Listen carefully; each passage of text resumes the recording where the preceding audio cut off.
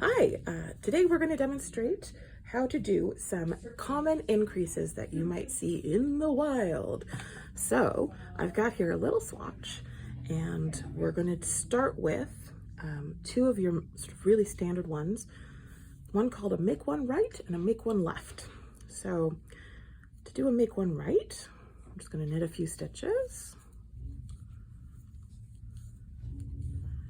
until we get, we'll say here, and you can see hopefully right here, got a little ladder that joins the two stitches, one on either side.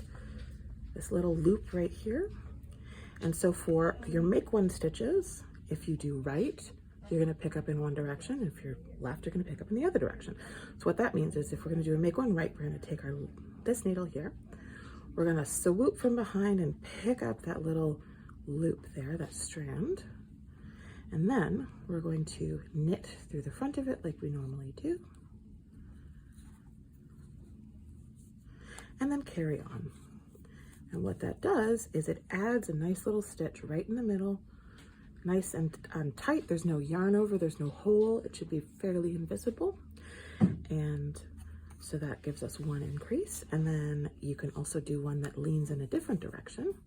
So instead, if it calls for a make one left, you're going to take the tip of your needle, and instead of swooping from behind, you're going to go in from the front, and instead of knitting from the front, you're going to knit through the back loop here.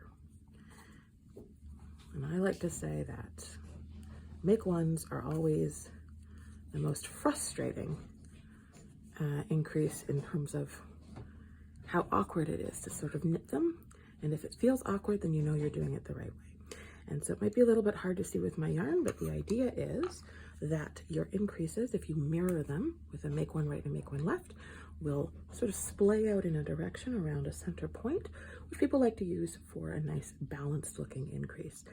If you see a pattern that just calls for a make one, you can substitute a make one right or a make one left. It's totally up to you. There we go. So another really common one, I'd say almost the first one, the one that we all do unintentionally at the very beginning of our knitting career, is called the yarn over. And so the yarn over is putting in a little hole, a stable hole into your work. So you're going to take your yarn where it says to yarn over. You're going to bring your yarn to the front, move it around to the back again. So now we've got an extra stitch right here. And then you're going to keep knitting. And what that does is it creates a little hole in your work, and that's how you make something like lace. And let's do another one here. So I've got my yarn in the back, bring it around to the front, around the outside of the needle to the back again, and then keep on knitting. And I've got some beautiful yarn overs there. Now what happens if you are doing a purl before a yarn over?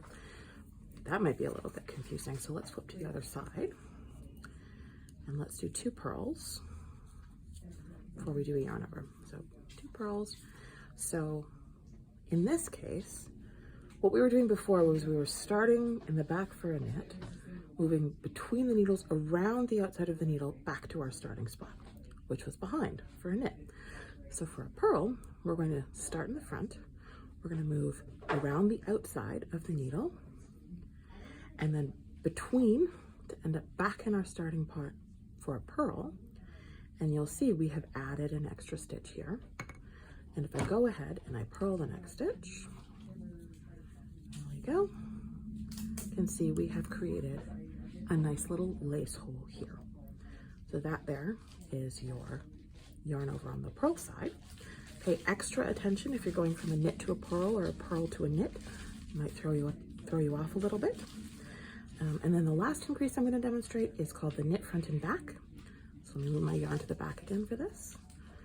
To knit front and back, it's exactly like what it sounds like on the tin. You're going to start by knitting into the front of the stitch. You're going to come back out, but you're not going to come off your left-hand needle.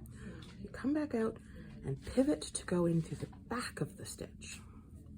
Here we are. Wrap your yarn, come back out again, and then you can come off. So let's try that again. Gonna go into the front, wrap, come out but not off, pivot around to the back, and knit through the back loop. The yarn is very fuzzy. There we go. Back loop, wrap, come back out again, and then you can come off of the stitch. And that's the knit front and back.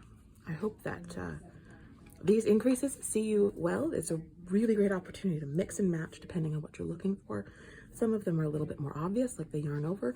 Some of them are designed to be more invisible, like the make one left and right. Happy knitting! If you enjoyed this video, be sure to like, share, and subscribe. And leave us a comment. We love hearing from you.